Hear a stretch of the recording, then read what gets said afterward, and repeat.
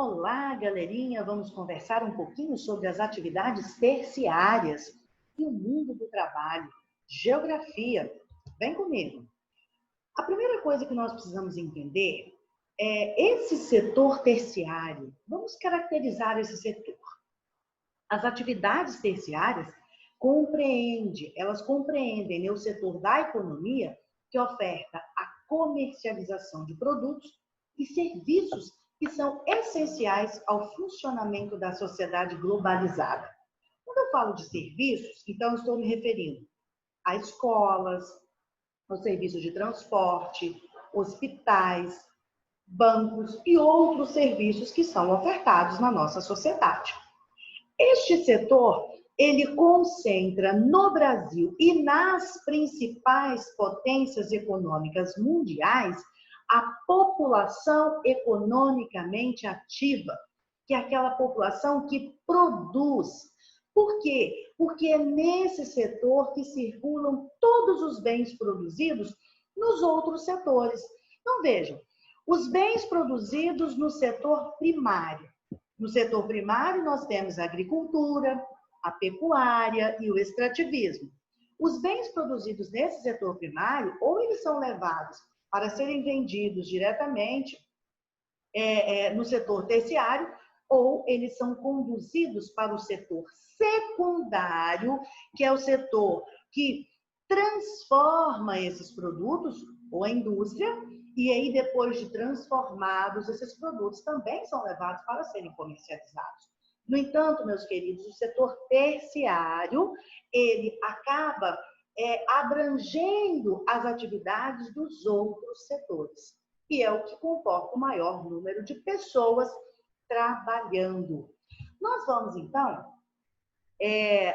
confirmar a nossa fala observando esse gráfico. Nós temos aqui o PIB, ou Produto Interno Bruto Nominal, por setores. Quais setores? Agropecuária, a indústria e os serviços. Esses dados são de 2018. Além dos valores percentuais, né, de cada setor, nós temos também o valor adicionado em bilhões de dólares.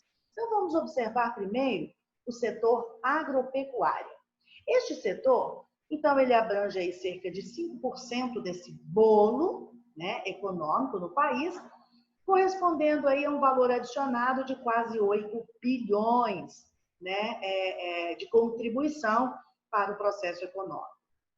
E aí nós vamos para o segundo setor. O segundo setor é o setor da indústria, e nós temos cerca de 26%, né, com cerca de 36, quase 37 bilhões de dólares oferecidos aí por esse setor para formar esse bolo econômico, né, no Brasil. Mas, meus queridos, observem o setor de serviços. Aí bombou geral. O setor de serviços, olhe comigo como esse setor, ele abraça a maior parte desse PIB nominal e também da população economicamente ativa.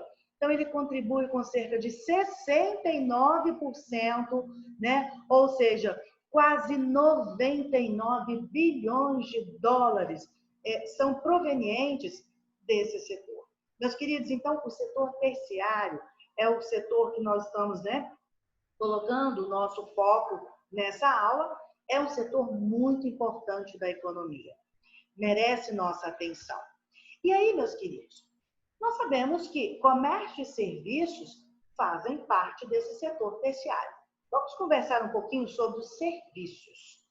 Veja, inclui uma enorme diversidade de atividades econômicas terciárias que relacionam-se com outros setores da economia.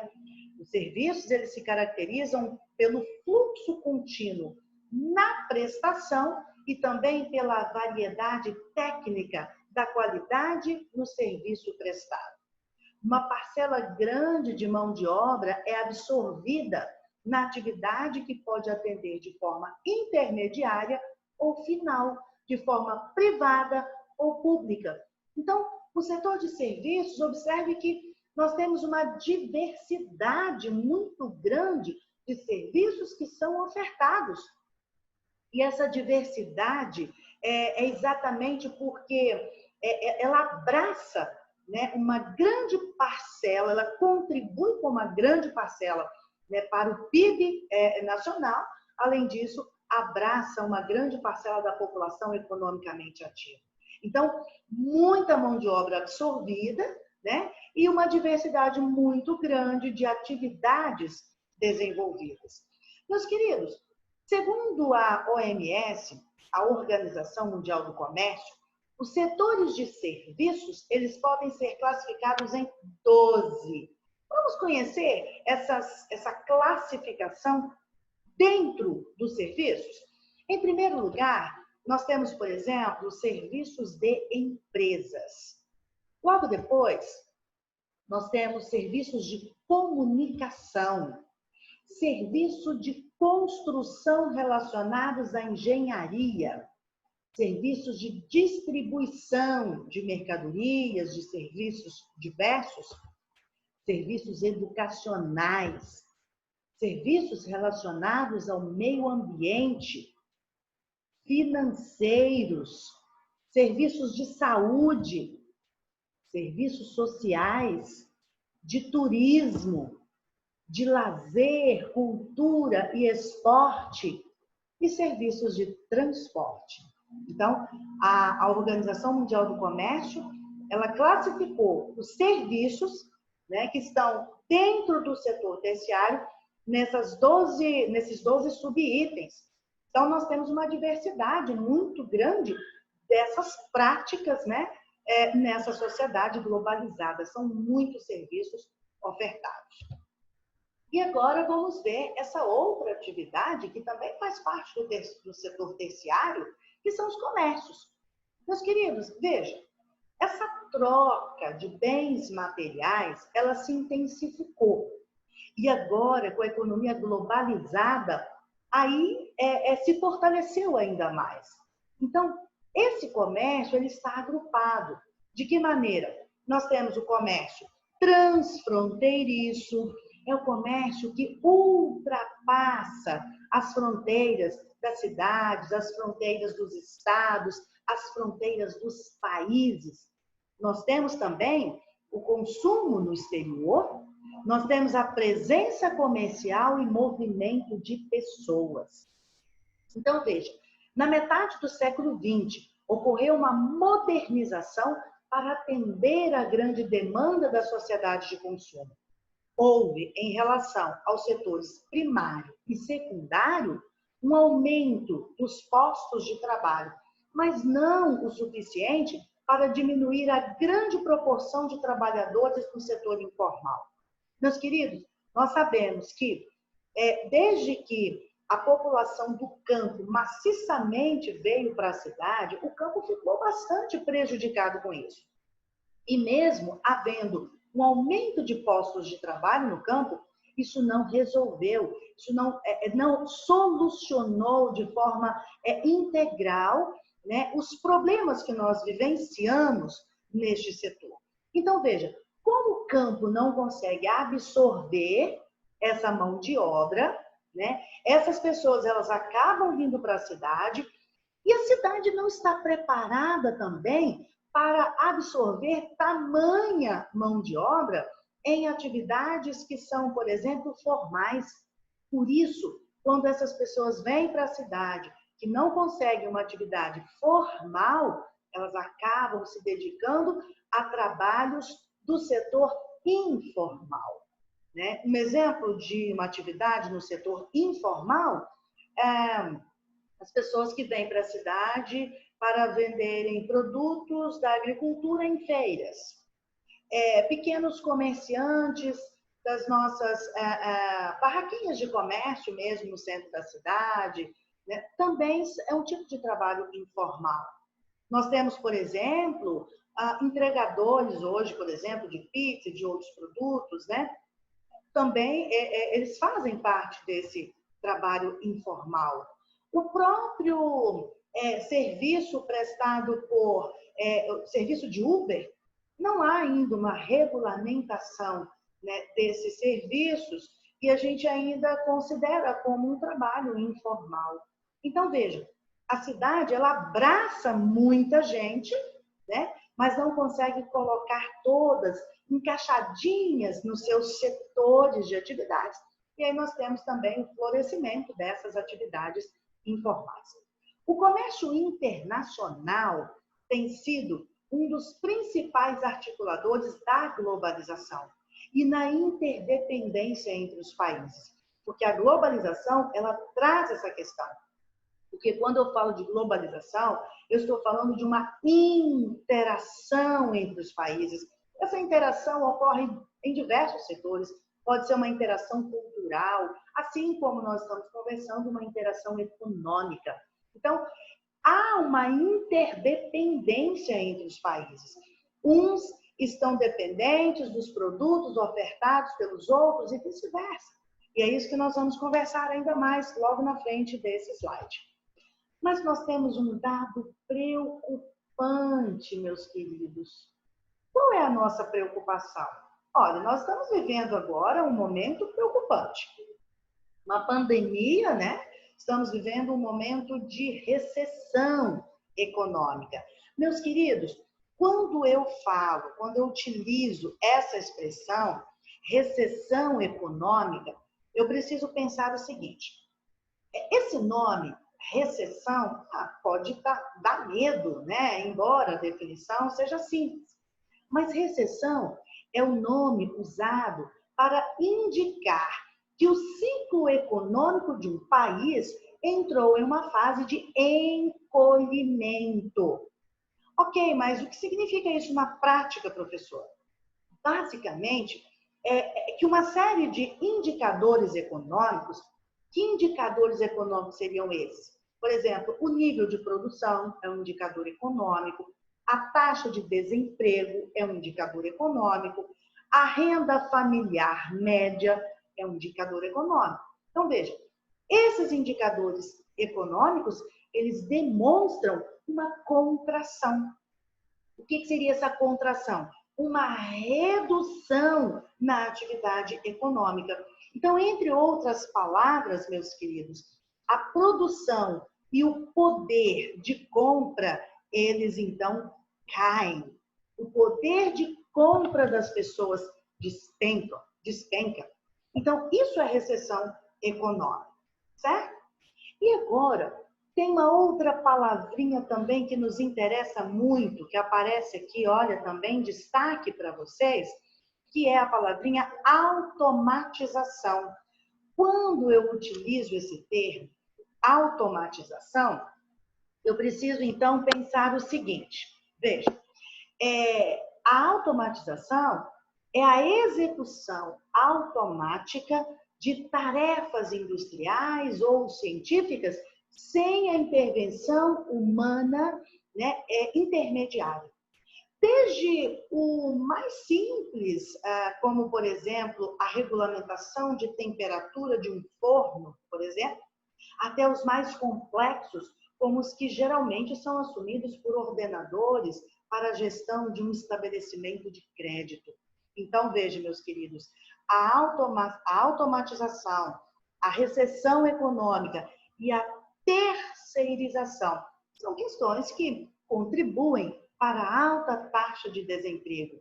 Quando eu falo da terceirização, estou me referindo a empresas que são contratadas para prestarem determinados serviços a outras empresas.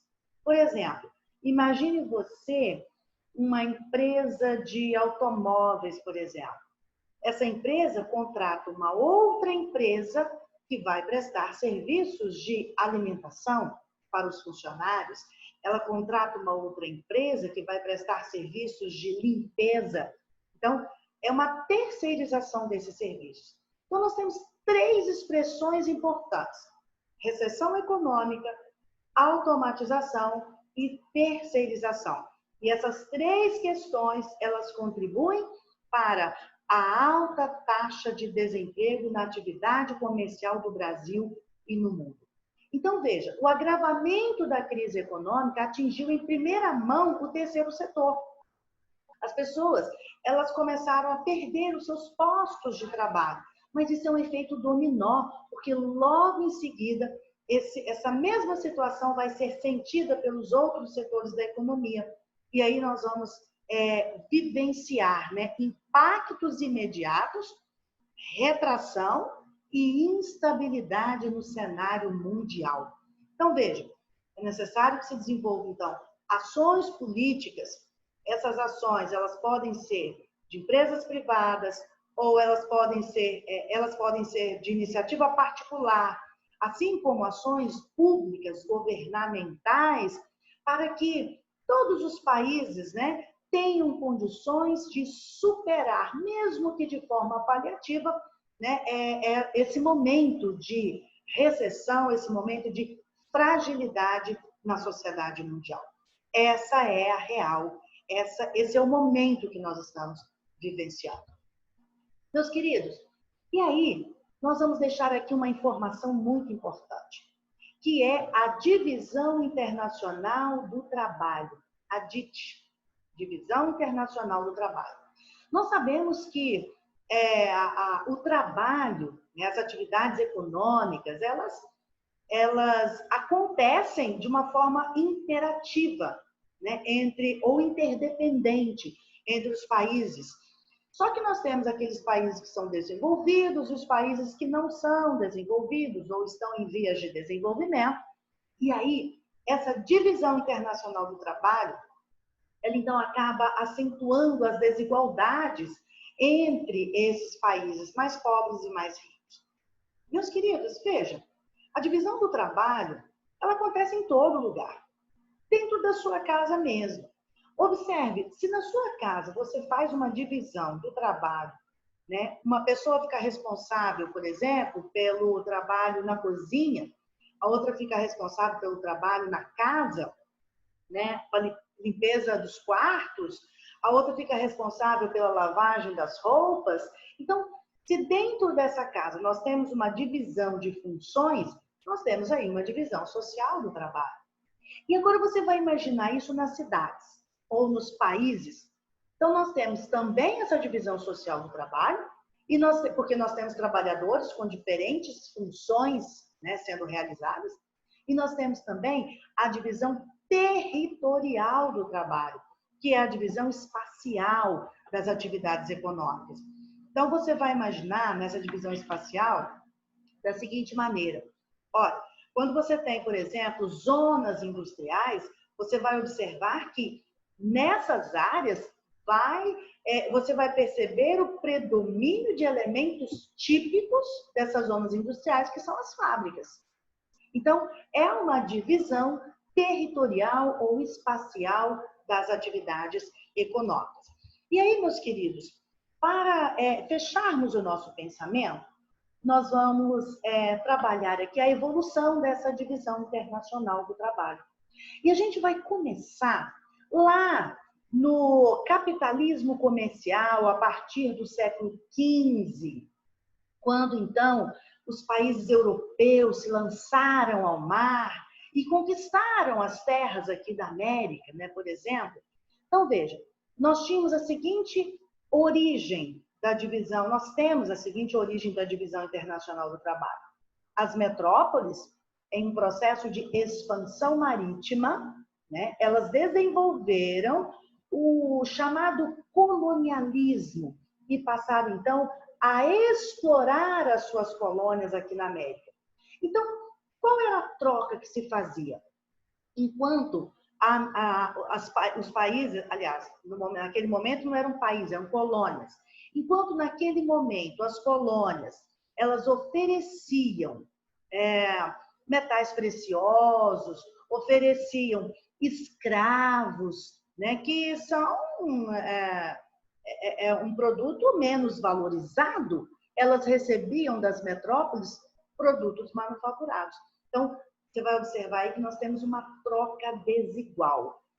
As colônias ofereciam produtos mais baratos e compravam produtos mais caros.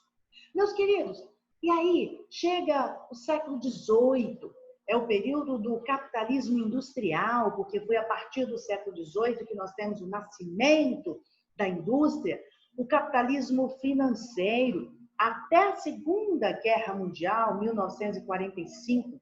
E aí nós temos uma divisão do trabalho da seguinte forma. Veja, foi o processo de consolidação dessa DIT.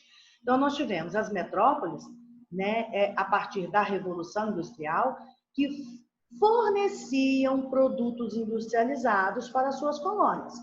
E as colônias forneciam produtos primários, agrícolas, minerais e produtos fósseis.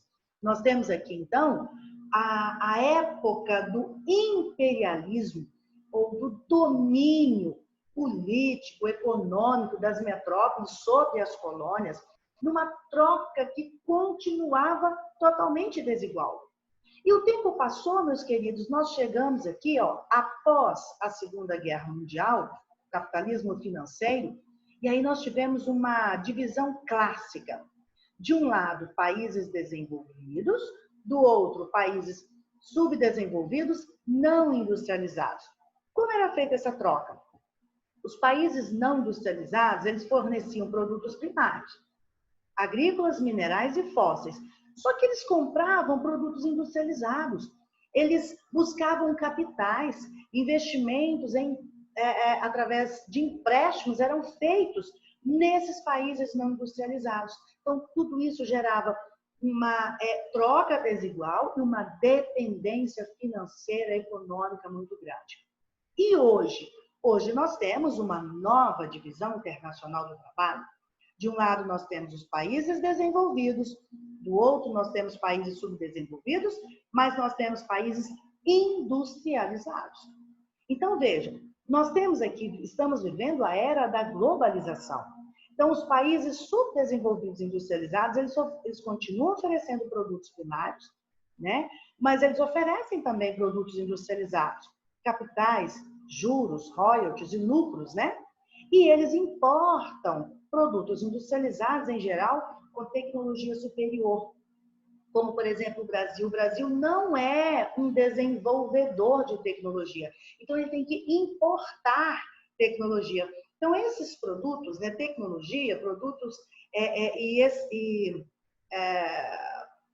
tecnologia de ponta, né, produtivos, investimentos produtivos e especulativos, isso é muito caro. Isso é investimento alto. Então, nós continuamos nessa defasagem de oferecer produtos mais baratos e importarmos produtos mais caros. Então, veja que do capitalismo comercial ao capitalismo industrial, ao capitalismo financeiro, ou seja, do período do colonialismo, imperialismo, até a globalização, essa divisão internacional do trabalho, ela se apresenta de forma, digamos que, desigual.